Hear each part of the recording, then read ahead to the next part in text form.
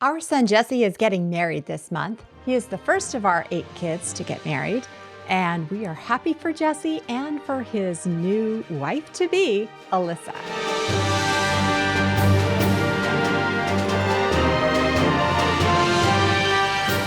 We are very excited about Alyssa and Jesse getting married, and we thought it would be very interesting and useful to have Jesse on the show today to talk about the premarital financial planning, his house hunting, the wedding plans, and all those things. So, welcome to the show, Jesse. Thank you. I'm excited to be here and excited to get married in about 74 and a half hours. Oh, your countdown. Tell us a little bit about how you met Alyssa and how you're ending up in 74 hours being married to her.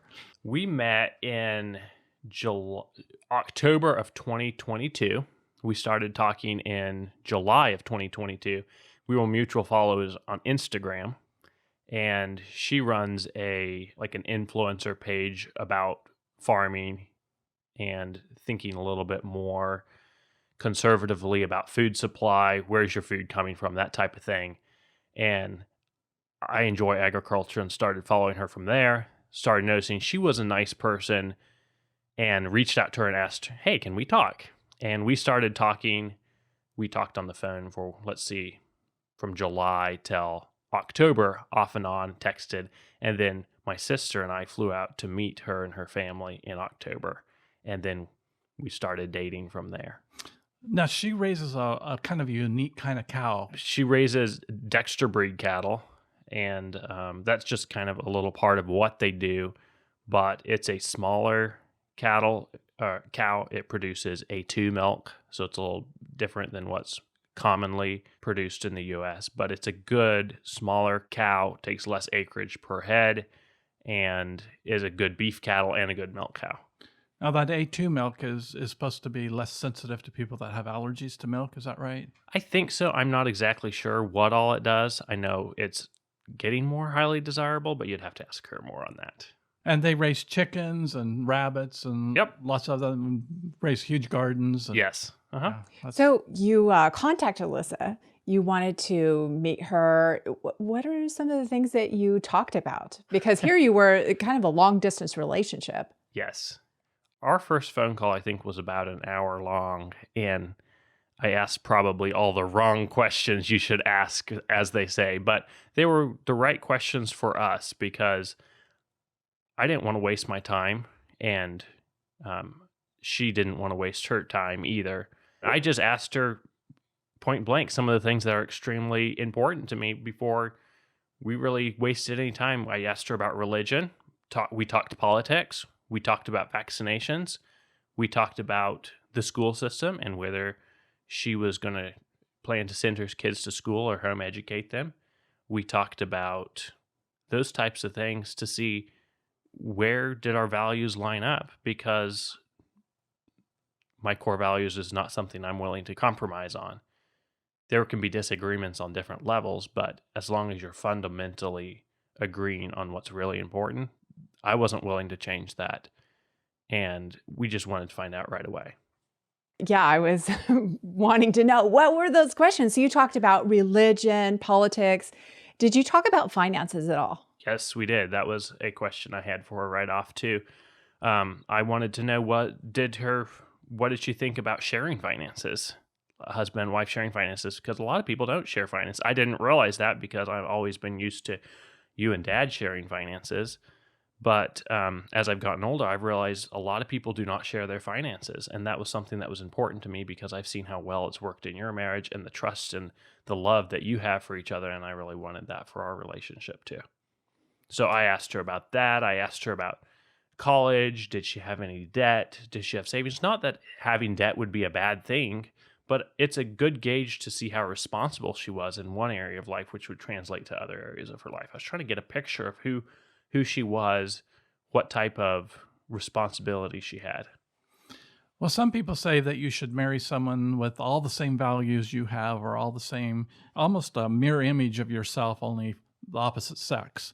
And that's not what you were looking for in asking all these questions. You were just seeing, basically, can you have a discussion about something and come to a mutual agreement about where you're going to go. Right. in your And life. come to a better spot. Not somebody that's just, I don't agree with everything she says, and she don't agree with everything I say, but ultimately we come together and we talk about it and we get to a better solution that either one of us had to begin with. And that's what's important to me. But those core values, yes, I wasn't willing to compromise on faith, on what that ultimately meant, because that's what everything I do is based off of. And ultimately that's the more important thing, because that's what marriage is based off of. And that's what our whole life is for, because the end here is really just the beginning. It's reported that 98% of divorces are blame finances for the divorce. And I think it's the communication around finances, or maybe even something else. And the finances are just a good excuse. Right. Because we've known a lot of people that have gone through those tough situations, and there's a lot more than just money, but money is a really important part of that.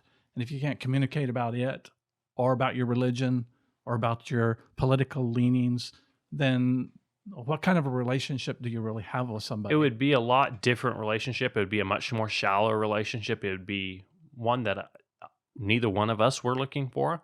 And for some people, it seems to work that they just like cohabitate and then go do their separate things. That was not what I was looking for. It's not what she was looking for. We want to get married. We want to have a family together. We want to have a nice long marriage for our life. So that brings up another question. Do you want children? Yes, we do. All right. We do want children. I'm glad you do, because I want to be a grandma. So something we were asked when we first got married is, are you going to get a dog? So are you going to get a dog? Are we going to get a dog? Probably not to start out with. We've both talked about that. We both love dogs, but we have other priorities that we would rather put ahead. Unless you're super excited about being a dog grandparent. I don't want to be a dog grandparent. I want to be a dog great grandparent. So when you want my kids to have a dog. I want your kids to have a dog. Yeah, we would rather have kids right off than have a dog right off. So Yeah, but it's not that we can't do both, and we might, but Yeah. I mean, it's not a priority for either one of us right now. We both love dogs. We'll probably, in more likelihood, have chickens before we have dogs. because she really likes chickens. She does. I like chickens. In fact, it was funny. Eva's putting together a board of all the pictures of us, and when we were kids, and she was showing me, her mom was showing me a picture of her when she had chickens when she was really younger. And I immediately thought of a picture of Christine and I when we were younger. And Eva's putting together this board, and she's like matching up different and she put the two pictures of us with chickens. We just both had the biggest smile on our faces. Yeah. It's pretty fun. That's cool. Well, there's a lot to be learned as kids having a dog, or the responsibility and everything. But sometimes when you're just starting out, and your mom and I, we didn't want a dog to start with because we wanted to build time together. And we both like dogs, but it was just something that we didn't want to have the responsibility of taking care of a dog and keeping us from doing other things that would keep us just having to take care of the dog. Sure. And there's definitely a lot of joy that dogs bring. Absolutely. So, I mean, I would be surprised if we don't have one, because we both really like one, but it's not a first priority for us. Yeah.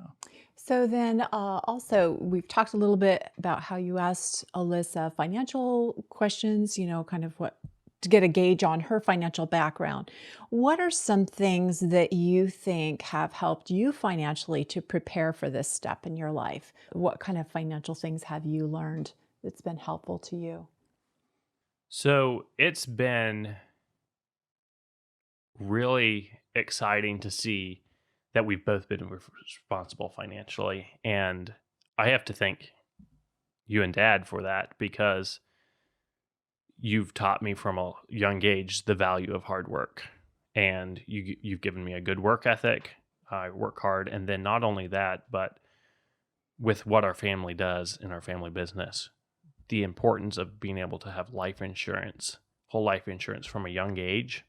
You started policies on me when I was just a teenager, or maybe even before that. And then as I've gotten older, I've been able to take over those policies, and seeing the growth in them, having a spot to put my hard-earned savings, it's been able to grow for me and have a death benefit. Not that I need a death benefit right now, but now that I'm getting married, I would like one.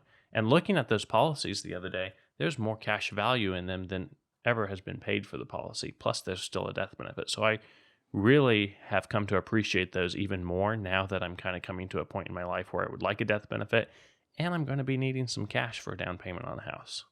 Your mom and I were just having a dinner with one of the insurance reps the other night. He got into the insurance field when he was in his early 20s and sold his first policy to his fiance, who is now his wife. Okay. And he says, man, I wish I would have bought a lot more of it back then. But, you buy what you can afford. He says, because today the rates of return on my annual premium is phenomenal. You can't find it anywhere else. You're getting 70, 80% return on your annual premium. He says, it just makes me wish I could have bought more earlier on. Right. And it takes that forethought to the future, the planning. When you were funding the policy years ago, it definitely wasn't bringing you more in return than what you were putting in every year right then. But I just paid, a week ago, I paid the premium on one of those policies you started on me. And the premium on it, I believe, was $750 a year. And I was looking at the growth from last year to this year, and it went up about $1,200. So then I was looking at how many premiums have been cumulatively paid, and the amount of premiums that have been cumulatively paid over, I can't remember how old this policy is, but I believe it was around $13,000 of premium has been paid. Then I was looking at the death benefit. The death benefit is about $150,000, and the cash value is just shy of $15,000. So how much has the death benefit cost me to have? Is it costing me any going into the future? No. And my premiums are growing, and I'm going to be using capital to put a down payment on a house soon. That capital is going to come in mighty handy. Now, you said your premiums are growing. I think you meant your cash value, because your premiums remain the same. Yeah, my premiums are $750 something a year on that policy, but my cash value, it keeps growing every year. It's pretty neat to see. To have that forethought, that future, that planning into the future, I really appreciate it, and I really appreciate you giving me that perspective to be able to plan that way with my finances. I think life insurance is kind of like marriage. It's something that you put a lot of time and effort in and planning in, so that when you do start the marriage, it's going to be successful. And that's the way a whole life insurance policy should be built. We should never buy it just happy-go-lucky. Oh, yeah, this is a thing that everyone's doing. I'm going to do it too, and find out, oh, this isn't what I want, because you're going to lose if you stop before you get to that point where you're saying, oh, I've got more money in it than what I paid for it. And that's what happens so often. So it's something that we plan, and we put a lot of energy and effort into it. Or in the case of a life insurance policy, we put a lot of premium to it at front. And then after we get going, it's just almost second nature. Why wouldn't you pay $700 to get $1,200 back? I mean, I don't know anyone that wouldn't do that. Yep. After the break, we want to talk about house hunting and the wedding. But first, this message from McFie Insurance. Did you ever play with a set of these rings growing up? They make a great visual picture of how you should set up your finances. On top, you have the higher risk investments, the lower risk investments. This ring is debt, this ring is savings, and this ring is protection. This stand represents the economy. If there's one thing we know about the economy, is that it will change, and it does, and this can change.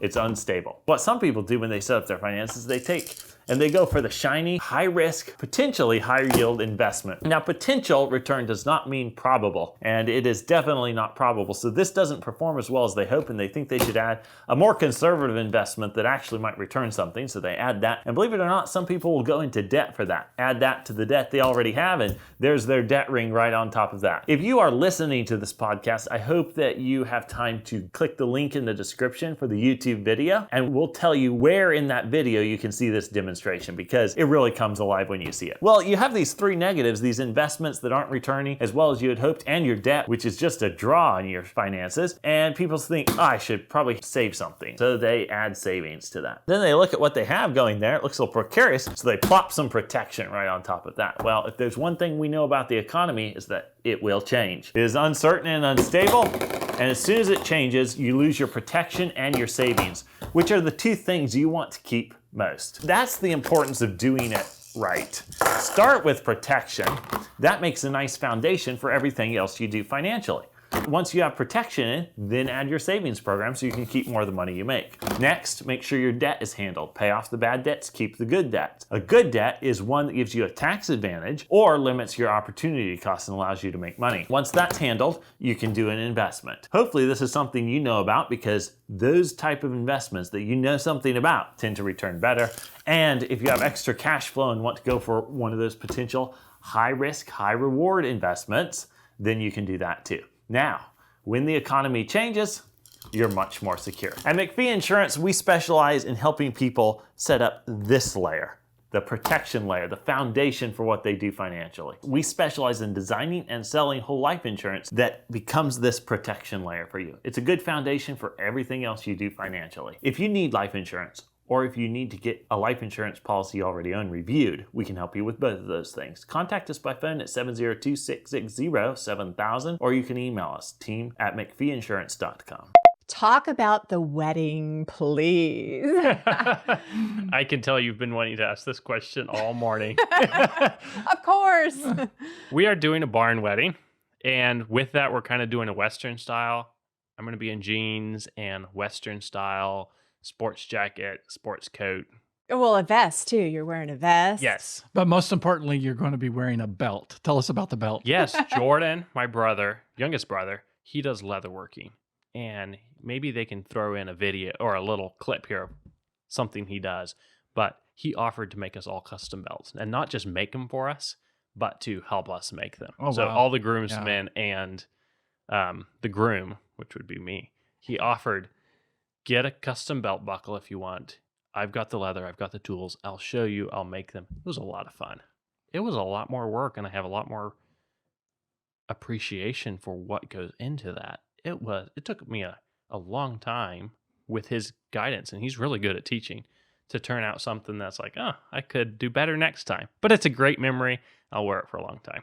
So then you've also got, Stephen did something special for your wedding too. So Yes. tell about that. Stephen behind the camera. Thank you, Stephen.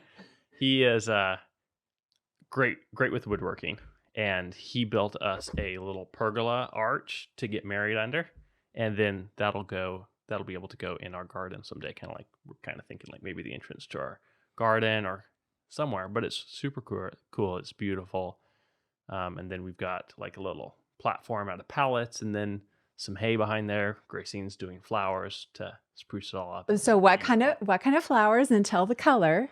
We're doing kind of like a blush pink color for the color of the wedding, and then she's got roses. I know she's got baby's breath and I know hydrangeas. hydrangeas. Yep. Okay, I'm not sure on all the colors, or all the kinds of flowers, but they're beautiful. Yeah, And she did- carnations and baby's breath. All that. she did yeah. a couple sample arrangements. It's going to turn out beautiful.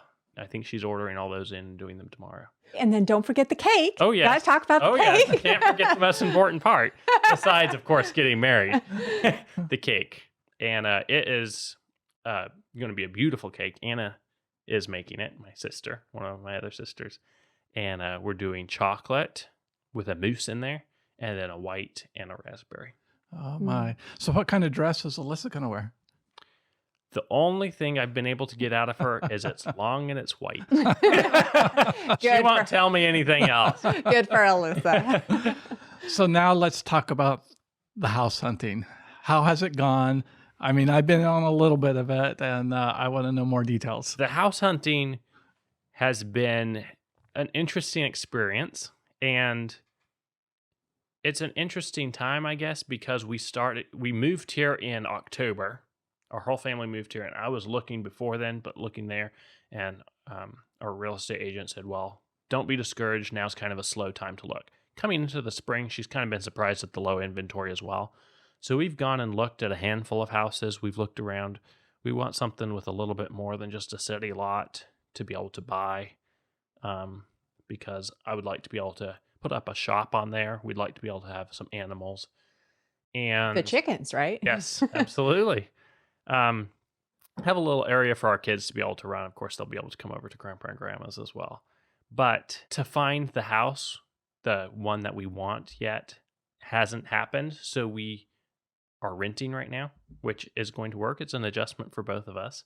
But having that flexibility and being able to rent while we continue to look, I think is going to be the best thing for us right now.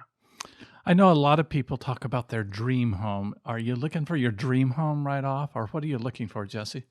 I wouldn't say it's our dream home. I don't even really know what our dream home would be, but as long as we're together, and I don't think either one of us really have a dream home or somewhere where we see us living forever.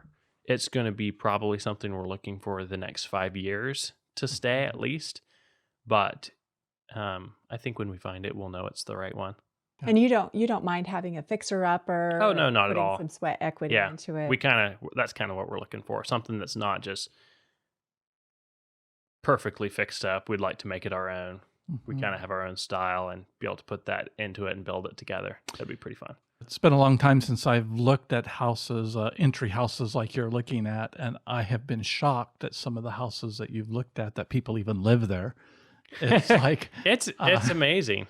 It is amazing. It's an interesting market we're coming off of with interest rates as high as they are right now, and the low inventory, particularly in this area. People fleeing from blue states to red states, it seems like, is the theme across the country right now. And Indiana is definitely more of a red state. And it just makes me really thankful to be able to have the capital in my policies that I've been able to build up over the years, and to be able to have that at a less than prime rate. Because right now I can access the money in my policy at about 5%, give or take. Like some of them are like a little under 5, some of them are a little over 5. And mortgage rates right now are like 7%. I talked to someone yesterday, 8.25. 8.25, yeah. So, Yeah. And ouch.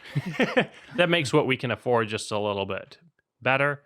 It'll be able to give us the edge up, and we'll be able to put down maybe a little bit bigger of a down payment because we have that. We've been being able to save that money in a place that's been growing.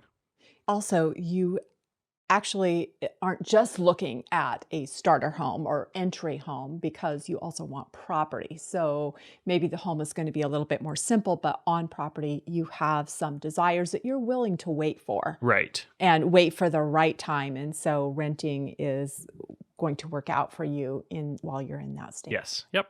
Well, there's nothing wrong with renting. There's nothing wrong with buying a fixer-upper. And that's just part of life. As you move from one phase to the next, you have to do what is feasible and available to live. Yep. And making life happen right now instead of, saying, "Oh, I might do this in the future," or this and that. We've got to build the foundation. You have to go as you build as you go and take the next step that's in sight. And then once you're there, you'll be able to take the next step. And Jesse has lived with us in fixer-uppers and been able to learn some of those skills, painting, carpentry work, electrical work, all those kind of things that now you have under your belt and prepare you for the future. Absolutely. Before we wrap up this episode, I want to know, probably everyone wants to know, are you feeling stressed? I am feeling stressed. But it's good at this point, I think. I'm not feeling as stressed as I was a few weeks ago because a lot of help with our family for the wedding. Alyssa's been great. She's just super laid back, relaxed about it all. And it's just a lot of decisions, looking for a place to rent, looking for a place to buy, if that was an option, planning the honeymoon, planning the wedding, just trying to remember everything, make it as nice and easy as possible. And I'm feeling a lot better. I think she's feeling a lot better as it gets close. It's not more and more and more pressure. It's just more excitement that we get to marry each other, go on our honeymoon, start our life together. And that's just great. We're excited. I like the fact that you're excited, because the excitement is probably more than the stress right now. It probably is. And it's interesting because I know excitement and stress, whether it's good or bad, stress can kind of have the same effect on you. And so sometimes it's hard to tell the difference, it feels like. But I know I'm more excited than bad stressed. They say the body can't tell the difference between good and bad stress, but I'd rather have good stress. Yeah. Yep. But still, we're looking forward to our honeymoon, just relaxing. Next week is a brand new episode for you. We're going to be talking about the infinite banking concept right here on Wealth Talks.